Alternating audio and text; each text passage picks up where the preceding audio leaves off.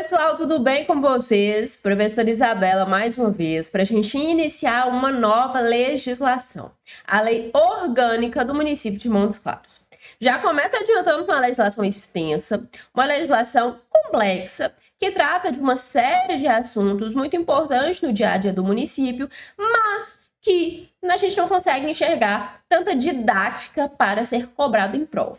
Então, já vou começar nesses primeiros segundos de aulas, adiantando para vocês que o nosso foco aqui serão principalmente aqueles artigos que caem mais em prova. Então, nós já fizemos o levantamento, cobranças desta lei específica, da Lei Orgânica de Montes Claros, e também de outras leis orgânicas de outros municípios, porque todas são muito parecidas, a forma com que elas vêm sempre é muito similar. Então, a gente fez esse levantamento para ver o que sempre vem cobrando ali, e vamos passando para vocês no decorrer das aulas aqueles assuntos, aqueles artigos que merecem mais a sua atenção.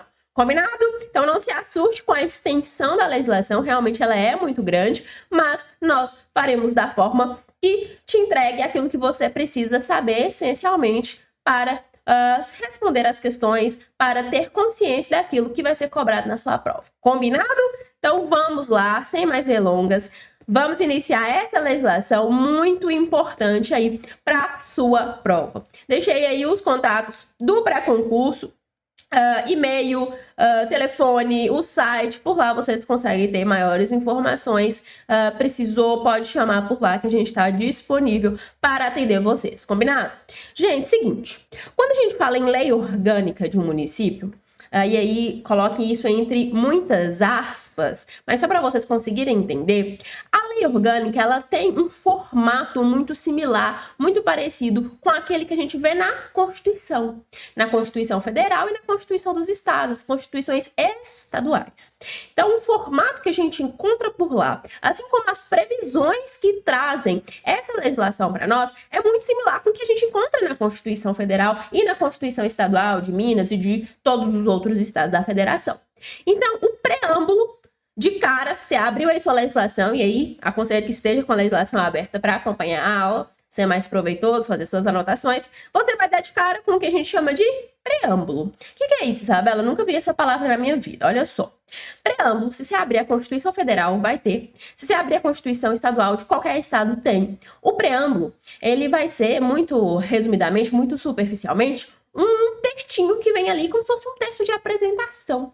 Sabe, quando você faz um trabalho de faculdade, algo do tipo, que você coloca ali um resuminho antes, um resumo, e aí tem até que colocar em outras línguas, a depender, é mais ou menos essa a função do preâmbulo. É fazer uma introdução, é introduzir a legislação. O preâmbulo, o ordenamento nos ensina, quando a gente estuda, né, aprofundadamente o jurídico, a parte jurídica, a força jurídica do preâmbulo, nós aprendemos que ele não tem força normativa. Então, o preâmbulo da Constituição Federal, dentro da CF, ela não tem, por exemplo, força de lei. Ela não tem a mesma força que os artigos da Constituição têm. Assim também é na lei orgânica. Então, o preâmbulo ele não vem com força normativa, ele não tem força de lei. Ele vem ali mesmo para fazer essa introdução.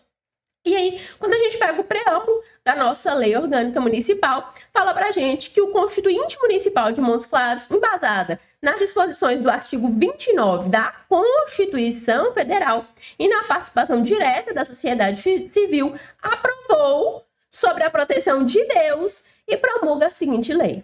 Então, trouxe ali um textinho de apresentação, falou por que precisa dessa lei, porque o artigo 29 da Constituição manda, e nós vamos falar sobre ele agorinha. Fala ainda que a sociedade civil estava participando ali da criação desta lei e que ela foi aprovada e promulgada nesses termos e ainda coloca aí sobre a proteção de Deus. Ué, Isabela, mas o Estado não é laico? Via de regra, né? Sim, a regra é que o Estado é laico. E Estado, quando eu falo Estado, não estou falando de Minas Gerais, estou falando Estado de administração pública. Ele é laico, não tem vinculação com nenhuma religião ou com a falta de religião. Todavia, nós temos que concordar que a sociedade, e aí nós vamos falar da sociedade municipal, né? Vamos falar da sociedade específica aqui de Montes Claros, já que nós estamos falando do Constituinte Municipal, ela tem como costume a crença em Deus. Então, colocar aqui que foi sobre a proteção de Deus não fere esse princípio, esse pressuposto de que o Estado é laico ou que o Estado tem uma religião. Perceba que não fala em religião alguma, não fala que é sobre a fé de um determinado santo da Igreja Católica ou de uma determinada entidade de outra religião. Aqui fala-se sobre a proteção de Deus, que é a figura que a sociedade adota para depositar sua fé. E lembremos que o preâmbulo ele não tem força normativa. Então, vincular o nome de Deus não traz nenhum tipo de obrigatoriedade de religião, de fé para ninguém. Combinado? Então, não tem problema nenhum. Está baseado muito mais num costume, que é essa crença na figura de Deus que a sociedade tem quando a gente se trata do município. Se você abre, por exemplo, o preâmbulo da Constituição Federal, você encontra lá também essa mesma citação vinculando a imagem de Deus. E não tem problema algum, não fere nenhum tipo de princípio, não fere nenhum tipo de liberdade religiosa. Até porque o preâmbulo não tem força normativa. Combinado? E sobre o artigo 29, que cita aí no preâmbulo, olha lá, se você abre a Constituição Federal no artigo 29, é previsto que o município reger-se-á por lei orgânica, votada em 2 turnos, com intrínseco mínimo de 10 dias, aprovada por 2/3 das membros da Câmara Municipal, que vai promulgar a Constituição. Nananana. Então, o que é que resume pra gente? O município de Montes Claros fez uma lei orgânica porque ele quis. Estamos com pouca lei demais, vamos criar aqui uma lei orgânica. Não. Só o município de Montes Claros, de todos os municípios do país, é que tem lei orgânica? Não. Ter uma lei orgânica é uma imposição constitucional aos municípios.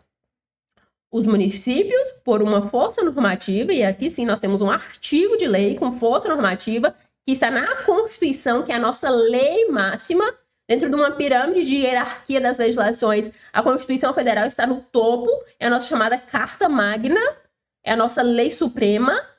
Então, essa lei suprema que se sobressai sobre todas as outras legislações determina, pelo artigo 29, que o município, que os municípios, todos os municípios, não Montes Claros, não um município específico, mas os municípios, de maneira geral, devem reger-se por uma lei orgânica. E ainda fala que essa lei orgânica tem que ser votada em 2 turnos, com um intervalo de 10 dias, ser aprovada por 2/3 dos membros da Câmara. Então, até fala como é que essa lei vai nascer aí, qual é o trâmite legal, normativo, para que essa lei surja. Então, a existência da lei orgânica não é uma opção do município de Montes Claros, não é porque o município de Montes Claros é diferentão, bonitão e quis ter. Não. É uma imposição normativa, é uma imposição constitucional. Combinado? Agora sim, artigos de lei. Vamos lá? Disposições preliminares. Os primeiros artigos aí você vai ver falando que o poder emana do povo, que tem os poderes, nanana. Isso aí, todo mundo tá cansado de saber. Isso aí, desde quando a gente nasce que a gente ouve. Poder emana do povo. Por quê? Porque você tem o poder de ir lá e votar e escolher para quem é que vai te representar. Então, o presidente da República tem muito poder? Ele pode fazer muita coisa? Pode, mas você tem mais poder que ele, porque foi você que colocou ele lá. Mas não, eu votei, o que eu votei não ganhou, não. Pois é. Infelizmente, você faz parte da minoria. Mas a maioria escolheu e ele tá lá porque o povo escolheu. Então, o poder emana do povo, vai estar escrito nesses primeiros artigos, Para a prova, isso aí não tem nenhum tipo de vinculação, porque todo mundo sabe isso. Cai isso na prova, todo mundo vai acertar. Então, vamos aqui focar naqueles artigos que a gente precisa entender. Combinado? Artigo 3º. São poderes do município, independentes e harmônicos entre si. Olha lá, o legislativo e o executivo. Quando a gente estuda, principalmente quem já vinculou algum curso de direito, algo parecido, ou pelo menos já estudou para algum concurso antes, estudou direito constitucional, a gente aprende que existem 3 poderes: o legislativo, o executivo e o judiciário. Mas, pelo amor de Deus, não confunda. Quando a gente fala de município, o judiciário sai. Nós só temos 2 poderes municipais: o legislativo e o executivo. Então, se você vai lá no fórum participar de uma audiência, você não tem um juiz municipal ali, não, vinculado ao município. Você pode ter um juiz vinculado à Justiça Estadual, que aí vai estar vinculado ao Estado de Minas, Tribunal de Justiça de Minas Gerais, ou, se você está na Justiça Federal, você tem um juiz federal. Então, no executivo estadual, no executivo federal, nós temos judiciário. Agora, no municipal, não tem a figura do judiciário no municipal. Aqui nós temos legislativo e executivo. Então, o executivo, que nós vamos ver na legislação que é vinculado à prefeitura, o legislativo vinculado à Câmara. Então, aqui tem quem faz lei municipal? Tem, um monte de lei municipal, inclusive estamos estudando uma. Então, a gente tem legislativo municipal. E executivo municipal? Mais ainda. Quem vocês estão estudando para passar no concurso, vocês vão estar vinculados ao executivo municipal. Então, esses dois poderes, tranquilo. Mas não se esqueça, judiciário municipal não existe. Então, são apenas dois poderes. Quando fala de poder municipal, poder do município, são dois, legislativo e executivo. O mesmo artigo 3º fala sobre os símbolos do município, dizendo pra gente que são símbolos do município a bandeira. Então, tem a bandeira lá de Montes Claros, já viram? Tem os dois montezinhos lá desenhados. O brasão, já viram também, né? Agora com divulgação de concurso, brasão aparece toda hora pra gente. Tem o hino também do nosso município. Esse aí não é tão conhecido, né? Mas existe. Então, segundo a legislação, são 3 os símbolos do município: a bandeira, o brasão e o hino. Aparece na prova. Piqui é o símbolo de Montes Claros. Capopé é o símbolo de Montes Claros. Pode até ser um símbolo regional, pode até ser um símbolo de cultura, mas símbolo legal, previsto na legislação, são esses 3: bandeira, brasão e hino, que representam a nossa cultura e a nossa história. Combinado? E sobre patrimônio? O município tem patrimônio? Claro que tem, né, gente? O município, ele faz parte da administração pública, obviamente, dessa instituição de administração pública, e existem os bens públicos. Então, a União tem seus bens, os estados têm seus bens, o DF tem seus bens, o município também tem. E aí a legislação fala pra gente que constitui patrimônio do município todos os bens móveis e imóveis. Então, se tem lá um prédio da prefeitura, lá onde que funciona, por exemplo, uma secretaria X, aquele prédio não é alugado, é prédio próprio, é a prefeitura. Aquilo ali vai ser um bem imóvel. E se a gente tem um carro, aqueles carros que a gente vê na rua plotado lá, município de Montes Claros, bens móveis. Então, tem bens públicos móveis, bens públicos imóveis pertencentes ao município. Além disso, também são considerados patrimônio os direitos e as ações. Então, o direito sobre determinada situação, sobre determinado patrimônio, sobre, por exemplo, a cobrança de um determinado tributo, o direito que se cria a partir daquele momento que o tributo é exigível. E também as ações, sejam elas judiciais, sejam elas administrativas, que gerem patrimônio, que tem um valor econômico, também vão constituir o patrimônio do município. Então, falou em patrimônio, bens móveis, imóveis, direitos e ações, que a qualquer título pertença ao município, certo? São bens públicos municipais. Seguindo, área de divisão do município. Olha lá.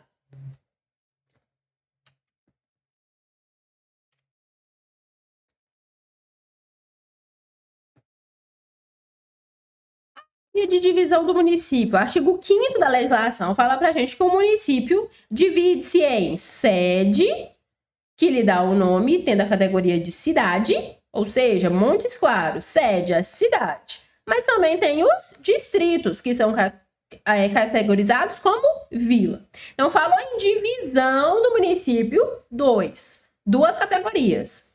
A sede, que tem categoria de cidade, e os distritos, que tem categoria de vila. O município, segundo a legislação, é composto por sede e distritos. Beleza? E aí, esses distritos compõem o município. A nossa sede simples, né? Simples de entender. É aqui onde a gente está, a cidade. Essa área aqui que compõe a cidade de Montes Claros. Essa área maior, composta aí por vários bairros, nós estamos aqui na sede. Nós estamos na cidade, categoria cidade. Além disso, nós temos os distritos que estão aí anexados, se assim podemos dizer, à nossa sede. E aí a legislação ensina que novos distritos podem ser criados e organizados por lei após uma consulta de plebiscito, votação. Então, a criação, segundo a legislação, ela não é uma imposição legal, mas sim por consulta plebiscitária, votação da população. E essa população é aquela diretamente interessada, ou seja, os moradores do município. Observadas as legislações aplicáveis, né? Legislações estaduais, federais que são aplicáveis. E aí, podem ser também esses distritos suprimidos, ou seja, da mesma forma que são criados, podem ser suprimidos ou fundidos. Pega 2 distritos, funde e forma um só. Então, pode criar distrito? Pode. Se eles existem é porque eles foram criados em algum momento. Podem ser suprimidos? Podem também, deixar de existir. E podem ser fundidos? Unir ali 2, 3? Pode também.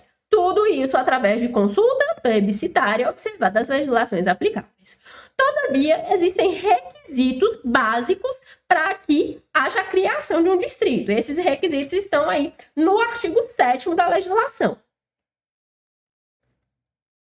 E o artigo 7º da legislação fala que são requisitos para a criação de distrito. Primeiro, população, eleitorado e arrecadação aqui de tributos, né? Arrecadação de tributos não inferiores à quinta parte exigida para a criação de um município, não inferiores a 20%, a 1/5, a quinta parte que é exigido para a criação de um município.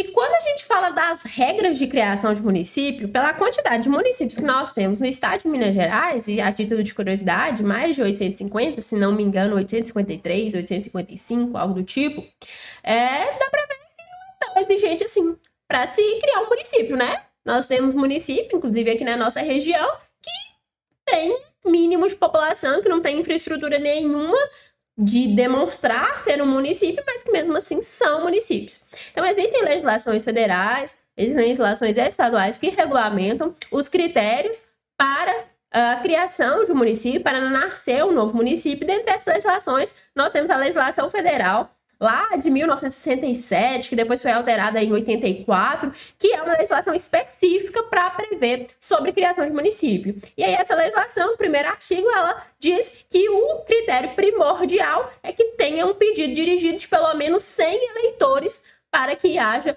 a criação daquele município. Então ali, óbvio que vem outros requisitos depois, mas pensa-se principalmente em eleitorado. Tem ali um grupo de pessoas que votam. Pronto, já dá para fazer um município, basicamente isso aí, tá? Então não precisa você saber essas regras de criação de município, não tem isso aqui na legislação orgânica, você tem coisa demais para estudar, você não precisa preocupar com isso agora, mas você precisa saber o que é necessário para a criação de um distrito. Então, as regras de criação do município, 20% é necessário para criar um distrito, no que se refere à população, eleitorado e arrecadação de tributo. Então pega ali, quantas pessoas moram naquele local? Apura o número de população. Dentre essas pessoas que moram, quantas são eleitoras? Quantas já podem votar? Tantas pessoas. E dessas pessoas, quantas pagam tributos, arrecadam tributos municipais, né? E aí a gente foca nos tributos municipais. O IPTU, o ISS e o ITBI. Então, quantas são contribuintes de fato? Quantas vão contribuir e pagar tributos? Essa porcentagem. Aí verifica se entra dentro pelo menos de 20% do que a legislação estadual vai exigir para criar um município. E aí é uma série de regras lá que não cabe não tem necessidade de a gente expor aqui, que é algo muito complexo, que só vai encher a sua cabeça e não é objeto da sua prova. O que você precisa saber é que 20% do que é exigido para criar um município é o que se exige para criar um distrito. Além disso, a legislação fala que também tem que ter a existência na povoação da sede de pelo menos 50 moradias. Então tem que ter pelo menos 50 casinhas lá na localidade para que haja um distrito. Além das moradias, também tem que ter escola pública, tem que ter posto de saúde, tem que ter posto policial, energia elétrica e abastecimento de água e telefone. Então, tudo isso, todos esses requisitos aí que dão o mínimo de possibilidade para habitação, tem que estar presente. Além de pelo menos 50 casas, escola, saúde, segurança. Educação, saúde, segurança. Energia elétrica, serviço de abastecimento de água e também rede de telefone. Tem que ter, no mínimo, isso aí para se criar um distrito na sede de Montes Claros. Combinado? Passemos então agora às competências. Olha só, dentro das questões que a gente encontra cobrando a lei orgânica de Montes Claros especificadamente e as outras leis orgânicas de outros municípios que, como comentei com vocês, todas têm ali basicamente a mesma estrutura, então a gente pode tirar como base essas questões que cobram, mesmo que de outros municípios, mais as leis orgânicas, porque são muito similares, a gente encontra na grande maioria das questões a cobrança sobre as competências. Então, fique atento. Os artigos seguintes são os artigos que a gente mais encontra em questão de prova, beleza? Então, vamos falar sobre a competência. Quando a gente fala sobre a competência prevista na lei orgânica, nós temos a divisão dessa competência em geral, que está aqui no artigo 12, a competência geral. Temos também a competência privativa, que está no artigo seguinte, no artigo 13. E nós temos, além disso, a competência administrativa do artigo 14 e a competência suplementar do artigo 15. Então, esses 4 artigos aí, o 12, o 13, o 14 e o 15, são essenciais aqui para o estudo da legislação no que se refere à cobrança de prova. Vá marcando, faz o seu resumo, faz suas anotações, que vai ser importante para você revisar depois. Combinado? Então vamos lá, sobre competência geral. Artigo 12 diz que a competência do município decorre da autonomia que lhe asseguram a Constituição Federal e a Constituição Estadual e exerce especialmente pela eleição direta do prefeito, vice-prefeito e vereadores. Além disso, instituição, decretação e arrecadação dos tributos, que são de sua competência, que, como dissemos, é o IPTU, o ISS e o ITBI. A aplicação dessas rendas, desses tributos que são arrecadados em prejuízo da obrigatoriedade de prestar contas. Então, arrecada, aplica e presta contas, além das organizações dos serviços locais. Então, aqui, no artigo 12, nós temos o basicão, a competência geral ao município. Isso aí é o mínimo para você poder existir. Você tem que eleger seu prefeito, seu vice-prefeito, seus vereadores. Aí, quando a gente fala de prefeito e vice-prefeito, está vinculado ao executivo. Quando a gente fala de vereadores, ao legislativo, que, como nós vimos, são os 2 poderes municipais. Então, você se vira e você elege aí os representantes do executivo e do legislativo. Além disso, você tem que ter suas verbas aí, tem que ter dinheiro para manter esse município. Como que o município ganha dinheiro? Como é que ele tem dinheiro? Tributo. Quais são os tributos? Principalmente os impostos. Então, entre os impostos, nós temos os 3 impostos municipais e temos os outros tipos de tributos, como, por exemplo, as taxas. Tudo isso, município, se vira, você cria aí suas leis tributárias, trata jeito de arrecadar, as formas de cobrança, de execução desses tributos, ganha seu tributo, arrecada. Decreta por lei, né? Primeiro tem que decretar, tem que ter as leis tributárias, decretou, arrecadou, principal tópico, tem que arrecadar, e aí a partir do momento que você pegou, que você tem lá suas verbas, seu dinheiro, sua renda advinda dos tributos, você aplica. Aí vai aplicar nas formas necessárias. E aplicou, você cria uma obrigatoriedade de prestar contas, falar para onde cada centavinho foi. A gente vai conversar melhor sobre isso mais na frente. Mas tudo isso é competência geral. Vinculou aos tributos, decretação, arrecadação, aplicação e prestar conta sobre os tributos, competência geral do município. Por fim, organizar os serviços locais. Não vai precisar vir aqui governador ou presidente para ditar como é que é os serviços básicos dentro do município, os serviços que funcionam aqui dentro dos nossos limites territoriais. Se vira aí município e faz o seu. Por isso que nós estamos te dando o poder de fazer, para não precisar ficar a gente vindo de fora. Então, os serviços locais, competência geral do município. Beleza? Percebem que é bem amplo? Não entra detalhadamente, dando jus ao título aí, né? De competência geral. Algo amplo. O mínimo que você tem que fazer, município, para provar que você consegue andar com suas próprias pernas. Aí, saindo da competência geral, nós vamos à competência privativa. Artigo 13. Esse merece um asterisco assim, ó, desse tamanho. Merece você pegar, fazer um círculo, colorir, fazer o que você quiser para chamar a atenção, porque é o artigo campeão de questões, tá? Quando a gente fala em competência privativa do município, o artigo 13 diz pra gente que ao município compete prover tudo quanto diga respeito ao seu peculiar interesse e bem-estar de sua população. Então, quando a gente fala de competência privativa, o foco, o objetivo é interesse público e bem-estar da população. O interesse peculiar da administração pública e o bem-estar do povo que mora no município. São os 2 objetivos aí da competência privada. E aí o artigo ainda completa dizendo que cabendo-lhe privativamente, entre outras, as seguintes atribuições. Então, aqui é algo que é restrito. O município, só você pode fazer isso aí por você mesmo. Só você pode fazer isso aí para alcançar o bem-estar da sua população, para atingir o seu interesse particular, seu interesse próprio enquanto administração pública. Você tem que fazer e só você pode fazer. Não tem essa de vir um presidente aqui e querer fazer isso. Não, ele não pode. É uma competência privativa, única, singular para a força municipal.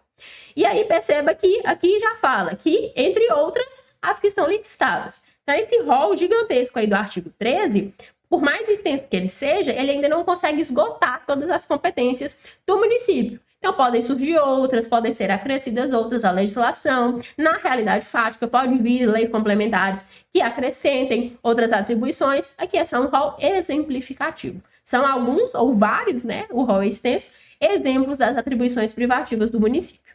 Dentre elas estão, primeiro, legislar sobre os assuntos de interesse local. Legislações municipais versam sobre os interesses do município. Então, você pega uma lei lá complementar que, por exemplo, vai aumentar o salário de tal categoria, de tal classe. É uma lei estadual que vai fazer isso? Ah, vai aumentar o salário dos professores do município. É uma lei estadual que tem que vir aumentar o salário do professor que é pago pelo município? Não, né, gente? Uma lei municipal que vai fazer isso. Então, as legislações que tratem sobre os interesses locais são legislações municipais e cabe ao município uma competência privativa. Não pode o Estado criar uma lei estadual que aumente o salário do servidor municipal. Não pode meter o fé dele. Cada um, cada qual. Então, os nossos interesses enquanto município são legislados por leis municipais, privativamente. Percebam que estão aí em negrito algumas palavras e eu aconselho que vocês marquem, como vocês quiserem, em marca-texto, caneta, o que der, para vocês terem os principais termos da oração ou da frase, né? Porque quando você bate o olho, por exemplo, no inciso primeiro, você vai ler a palavra legislar e interesse local. Pronto. Você já lembra que lei de interesse local o município que faz. Então, tem frases que são mais curtas, tem frases que são mais longas. A gente vai marcando palavras pontuais, que são ali os centros dessas frases, que quando a gente bate o olho, a gente já lembra. Então, legislar e interesse local, já lembra. Quem faz a lei do município é o próprio município. Pronto. Tá? Então, aconselho aí vocês marcarem esses tópicos, usarem o marca-texto com sabedoria. Marca-texto não é para marcar a página inteira, é para marcar as palavras-chave. Combinado? 2. Suplementar, no que couber, legislação federal e estadual. Isabela, mas como assim? Se para aplicar no município a legislação municipal, o que tem a ver a federal e a estadual? Olha só, não confunda. Os interesses próprios, os interesses locais do município, legislação municipal que vai tratar. Mas isso não quer dizer que não se pode aplicar ao município legislações federais, legislações estaduais. É claro que pode, né, gente? Se eu cometo um crime, por exemplo, que está previsto lá no Código Penal, não pode aplicar o Código Penal para mim só porque eu moro em Montes Claros? Lógico que não. O Código Penal é uma legislação federal que vai ser aplicado para mim em qualquer lugar que eu esteja no território nacional e até no território estrangeiro, a depender da situação, quando a gente trata de extensão da lei, que não tem nada a ver aqui com a aula. Mas, quando for necessário, a lei municipal pode suplementar a federal ou a estadual. Então, imagine só a hipótese em que há uma legislação estadual que trate sobre um determinado assunto. Essa legislação estadual ela é plenamente aplicável para os cidadãos do município de Montes Claros, mas tem algo específico que não está previsto naquela legislação. Então, o município tem competência para suplementar, para, de certa forma, agregar algo àquela legislação. Não é indo lá e mudando a lei estadual, não. Mete lá uma emenda na lei. Não. Cria-se uma lei municipal em suplemento com a lei estadual para que haja força normativa necessária, tá? Então, suplementar legislação federal e estadual também é competência privativa do município. Elaborar plano diretor de desenvolvimento integrado. Então, o município tem seu plano diretor de desenvolvimento e é competência privativa do município elaborar esse plano. Criar, organizar e suprimir distritos. Acabamos de ver, né? Olha lá os distritos. Vimos que eles podem ser criados, que eles podem ser suprimidos, fundidos e também organizados. Quem vai fazer isso? O próprio município com os seus distritos. Observada a legislação, como disse para vocês. Existem legislações que trazem os requisitos e a forma como deve ser feito. Essas legislações são observadas, mas quem coloca a mão na massa é o município. Manter com a cooperação técnica e financeira da União do Estado programas de educação pré-escolar e ensino fundamental. Olha lá, o direito à educação. O município tem que providenciar o direito à educação. E, especificadamente pela lei, educação pré-escolar e ensino fundamental. Então, se você procura aí uma escola municipal de ensino médio, você não acha. Não tem escola municipal de ensino médio. Nós temos aqui no município as escolas municipais, pré-escola, ensino infantil e ensino fundamental, porque é o que cabe privativamente ao município. Elaborar o orçamento anual e o plano plurianual de investimento. Então, tudo que se diz respeito à verba, lembra lá? Da competência geral, de arrecadar tributo, de destinar esses tributos. Pois bem, o município tem a competência privativa de fazer o seu orçamento, de fazer o plano de destinação de cada tributo, para onde vai, como é que vai ser o ano aí de exercício. Então, essa elaboração desse orçamento e desse plano plurianual é competência do município. Instituir e arrecadar os tributos, bem como aplicar suas rendas, já está lá na competência geral, repete aqui. Então, quem cria a lei instituindo o tributo? Município. Quem arrecada? Se vira aí para arrecadar tributo? O município. E quem vai aplicar o que foi ganho, foi arrecadado? O município também. Então, se vira, recolha, aplique e faça o que deve ser feito. Fixar, fiscalizar e cobrar tarifas ou bens públicos. Então, as tarifas, por exemplo, de ônibus. Passagem lá do ônibus público é uma tarifa. Quem é que decide quanto vai ser? O próprio município. Quem é que cobra? Quem é que fiscaliza? O município. Então, quando a gente fala em tarifas e preços públicos, também vai ser criado, fiscalizado pelo município, fixado pelo município, assim como os tributos. Vão ser ali similares, tem uma natureza bem parecida. Dispor sobre organização, administração e execução dos serviços locais. Então, lembra lá da competência geral que falava sobre os serviços locais?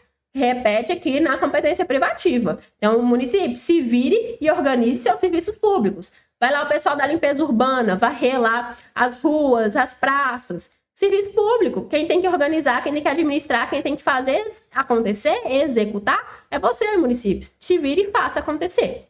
Dispor sobre a administração, utilização e alienação de bens públicos. Lembra lá dos bens públicos? Que a gente falou que são móveis, imóveis, direitos e ações? Pois bem, quem dispõe sobre a administração, a utilização, a alienação, quando a gente fala em alienação é a venda, a troca, a doação, é o próprio município que vai determinar como administrar, como utilizar ou se alienar, nas situações onde é possível a alienação, né, desses bens públicos, sejam móveis, imóveis ou direitos. Organizar o quadro e estabelecer regime jurídico dos servidores públicos. Então, lá o Estatuto do Servidor é o regime jurídico do servidor público municipal. Quem organizou, quem estabeleceu o estatuto? Município, assim como o quadro dos servidores. Então, tem lá todo o quadro do servidor público municipal, é organizado pelo município. 12. Organizar e prestar diretamente ou sob regime de concessão ou permissão os serviços públicos locais. Então, de novo, falando sobre serviço público local. Só que aqui ele diz que tem a figura da permissão e da concessão. Por exemplo, ônibus. Já falamos sobre a tarifa de passagem de ônibus, né? Ônibus urbano, tá? Tá aqui dentro da cidade, que a gente chama carinhosamente aqui de Montes Claros de lotação. Você também usa esse termo? Acho que é um termo muito nosso, né? Chamado de lotação. Pois bem, quando você vê os ônibus lá parando lá na Praça Doutor Carlos, na Praça Coronel, pegando o pessoal, aquele ônibus, ele tem lá o emblema da prefeitura, ele é dirigido por um servidor da prefeitura, pago pelos cofres públicos? Não. Aquele ônibus, ele vai estar ali por uma empresa privada e, seja por concessão, por permissão, presta um serviço em nome da administração pública municipal. Então, se tem um contrato ali de concessão, na maioria das vezes, com aquela empresa privada, para que ela preste esse serviço público, que é o transporte urbano. Então, a tarifa vai ser fixada pelo município, é ela que vai fiscalizar, é ela que vai cobrar, e ali faz os repasses de acordo com o contrato de concessão que for firmado. Então, esses serviços públicos locais, eles podem ser concedidos ou permitidos a instituições privadas através de contratos públicos entre essas instituições e o município. Planejar o uso de ocupação do solo em seu território, especialmente zona urbana. Nós temos o solo urbano aqui dentro da área urbana de Montes Claros.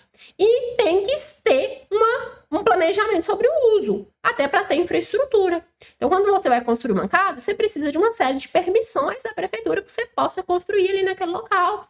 Então, tem que ter permissão. Por quê? Porque o município, ele vai planejar a ocupação do solo, de acordo com os bairros, de acordo com os locais. Esse local aí não pode porque tem enchente, esse local aí não pode construir prédio porque tem tal situação específica. Então, tem todo esse planejamento de onde pode, onde não pode construir, o tipo de construção que é permitido, o tipo de construção que não é, de acordo com a região. Cabe ao município fazer esse planejamento. Para finalizar aí dessa tela, estabelecer normas de edificação. Acabamos de dizer, né? De loteamento, arruamento, zoneamento urbano e rural, bem como legislação urbanística conveniente à ordenação do seu território, observada a legislação federal. Então, nós temos a lei federal que trata sobre loteamento, a gente chama de lei de loteamento, que traz as regras básicas, né? Então, a lei federal que trazem as regras básicas sobre loteamento, mas o município ele também tem esse poder de legislar, de estabelecer normas sobre o loteamento, sobre a edificação, como eu acabei de dar o exemplo. Ó, nesse bairro aqui só pode casa térreo, nesse bairro aqui pode prédio. Então, pode criar essas normas de edificação. Nesse bairro aqui, lote só de tantos metros. Nesse bairro aqui, lote um mínimo de 200 metros, por exemplo. Então, pode criar essas regras específicas, assim como arruamento, abrir ruas, abrir vias de passagem, tudo isso é determinado, é organizado, é estabelecido pelo município. E tem mais. Estabelecer servidões administrativas. Quando a gente fala no Instituto da Servidão, é você ceder de parte do seu patrimônio para estar em serviço ou em servidão para alguém. No caso das servidões administrativas, são servidões à administração pública. Então, por exemplo, você, enquanto particular, determinar ou ceder que uma parte do seu patrimônio particular vai ter, por exemplo, uma antena que leva fio de iluminação pública ou de telefonia. É um tipo de servidão administrativa. Você está cedendo algo particular para ou visando o bem da coletividade. Então, essas servidões administrativas dentro do município também são estabelecidas por ele. O município também tem a competência privativa para adquirir bens. Lembra lá de novo dos bens? Vimos que pode utilizar, que pode alienar, né? E também pode adquirir. Então, a administração pública, o município, pode adquirir bens? Pode. Inclusive mediante desapropriação. Então, imagine só, município, estou querendo construir um hospital aí na sua casa, fulano. Sua casa é o lugar perfeito para construir um hospital. Ou então, perfeito para construir uma creche. Preciso de sua casa, não serve nenhum outro lugar, é aí, na sua casa que eu preciso. O município te convida a se retirar do seu município, faz uma desapropriação, te tira de lá, te paga, né, um valor a título de indenização, que nem sempre é justo, e adquire o seu bem, que era um bem particular, seu passa a ser um bem público. Então, o município pode adquirir bens? Pode, inclusive mediante desapropriação. Na maioria das vezes é por desapropriação. 19. Regular a disposição, o traçado e as demais condições de bens públicos de uso comum. Então, bens públicos de novo. E aí a gente tem uma divisão doutrinária, o direito administrativo divide para a gente os bens públicos em uso comum, em uso especial e bens também dominicais. Os bens de uso comum é aqueles que, como o próprio nome diz, pode se usar. É de uso da coletividade. Então, por exemplo, uma praça, tem lá a quadra, é um bem imóvel, você pode utilizar a quadra de uso comum, você enquanto cidadão vai lá e utiliza. Os prédios públicos, você vai, entra, utiliza, senta na cadeira, é uso comum. E aí, aqui, diz pra gente que o município tem que regular a disposição, o traçado e as demais formas de utilização desses bens que são considerados de uso comum. Para não virar bagunça, né, gente? Regulamentar a utilização de logradouros públicos, vias públicas, especialmente perímetro urbano, determinar o itinerário e paradas de ônibus. Nessas paradas, onde o ônibus vai parar para pegar o pessoal, não é aleatório, não é da cabeça do motorista, não. É regulamentado, o município determina, inclusive tem lá até as plaquinhas, né, que ali é parada de ônibus. Fixar os locais de estacionamento de táxi e demais veículos, então também aquelas plaquinhas de estacionamento privado para táxi, privado para moto, privado para carro, tudo isso é determinado pelo município. Conceder, permitir e autorizar aumento de preço para transporte coletivo. Olha lá, as tarifas de ônibus. Já vimos que é o município que fixa, quem aumenta. Pois bem, olha aí, repete pra gente. Então, esses aumentos aí é o município que faz também, tanto do transporte coletivo, ônibus coletivo, quanto também táxis. As tarifas lá dos táxis, quem vai determinar o município. Fixar e sinalizar zonas de silêncio de trânsito, tráfego de condições. Então, aquelas plaquinhas que tem lá a buzininha, tem lá o desenho da buzininha com um risquinho. Pois é, também é o município que determina, principalmente perto de hospital, né, que a gente costuma ver.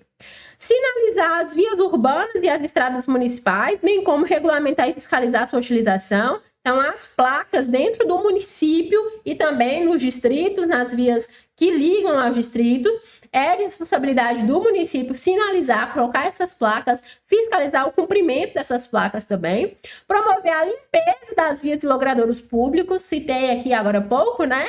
Pessoal da limpeza urbana, tudo vinculado ao município, assim como a remoção e a destinação do lixo. Olha lá a nossa taxa de lixo que a gente está pagando anualmente aí. É nesse sentido.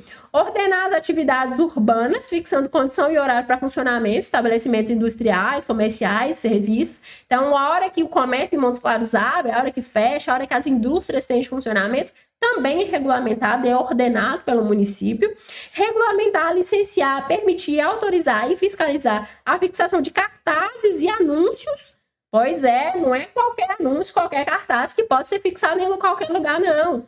Até por isso é que a gente encontra, muitas das vezes, cartazes vinculados, por exemplo, a casas noturnas, boate, essas coisas, eles ficam mais nas saídas da cidade, já perceberam? Porque tem um conteúdo ali, né, um pouco mais complicado de se jogar lá no centrão, para a criança passar e ficar perguntando ao pai o que é que está escrito. Então, por isso que determina onde pode fixar os cartazes, questão de outdoor, tudo, anúncios, né, onde podem ser fixados e regulamenta também essas normas de fixação de publicidade, de propaganda nesse sentido.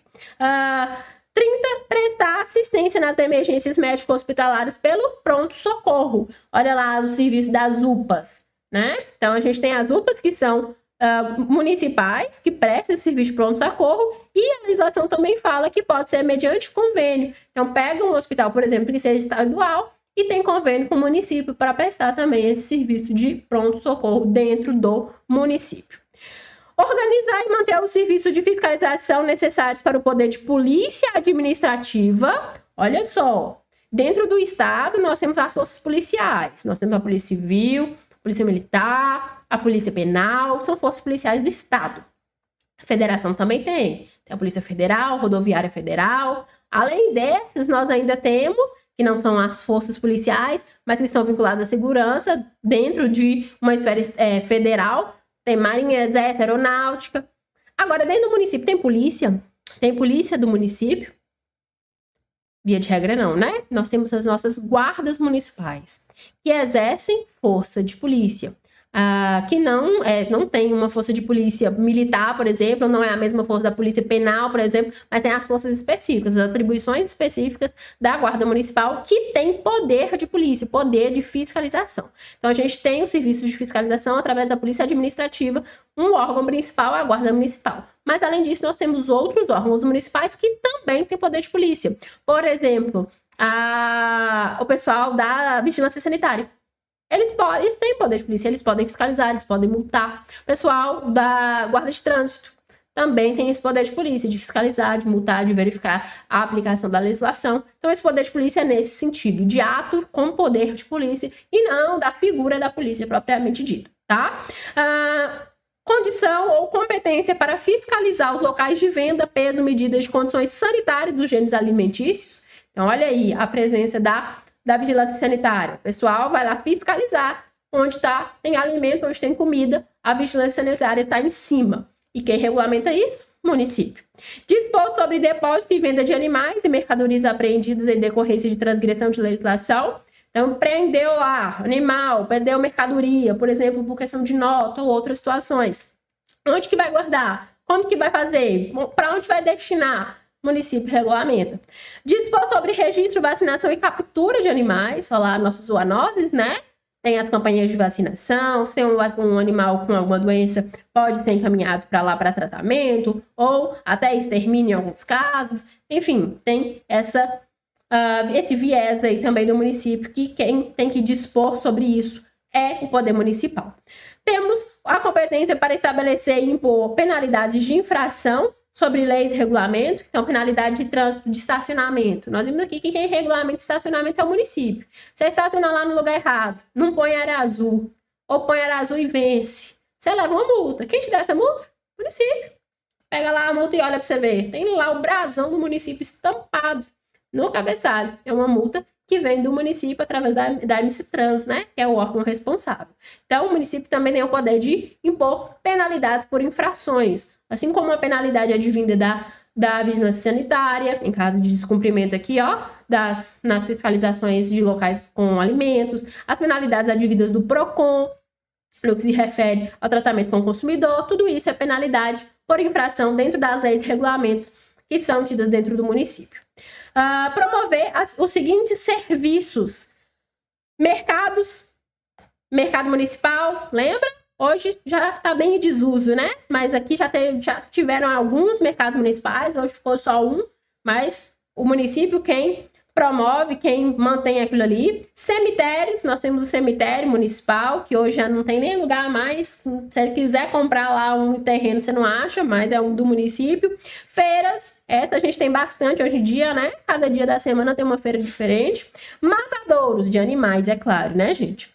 Além de construção e conservação das estradas e caminhos municipais. Época de eleição é bom, né? Todo mundo que tem roça aí aparece um vereador tampando os buracos lá, fazendo as estradas, para ganhar uns votinhos. Por quê? Porque é o município que é responsável por essas estradas e esses caminhos aí dentro dos limites territoriais do município, além de transportes coletivos estritamente municipais e iluminação pública.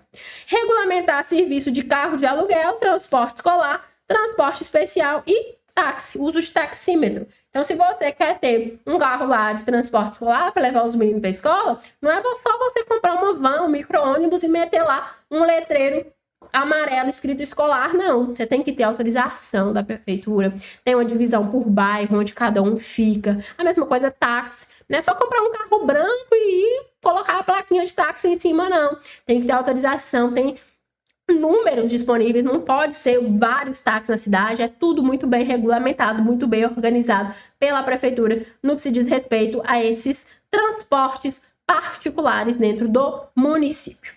Ainda temos mais duas: assegurar a expedição de certidões requeridas nas repartições administrativas do município e dominar e identificar a colocação de placas em vias e logradouros públicos. Então, lá o nominho da rua que está escrito lá colado na esquina, ou aqueles postezinhos que tem os nominhos assim das ruas, bonitinho.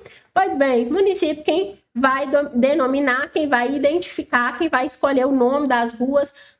E detalhe, para colocar nome de rua ainda tem lei para criar o nome. Então, tudo isso é criado, é regulamentado pelo município. Gente, são essas as atribuições privativas do município. Quase 40, ó, 39. 39 competências privativas. Artigo 13, cai demais na sua prova. Isabela, precisa decorar? É o que eu falo sempre com os alunos. Você tem o superpoder de decorar? Se tiver, use. Eu não tenho. Então, o que eu faço? O que eu disse para vocês no início. Eu vou marcando as palavras-chave. Eu coloco aqui denominar, coloco placas, vias e logradouros. Eu lembro que a prefeitura tem o poder de colocar nome, de fazer a identificação através de placas, as vias das ruas. Pronto. Nesse negócio inteiro aí, marquei 3, 4 palavras e vou lembrar do que é. Revisando isso várias vezes até a prova, isso incrusta no seu cérebro, fazendo questões, você vai ter aí o domínio sobre essas competências. Com tranquilidade, sem precisar de neura, de doideira, de ficar decorando 39 incisos. Combinado? Vou finalizar esse bloco por aqui, que já está bastante extenso, e a gente volta no bloco seguinte para falar das competências administrativa e da competência suplementar. Combinado? Até mais!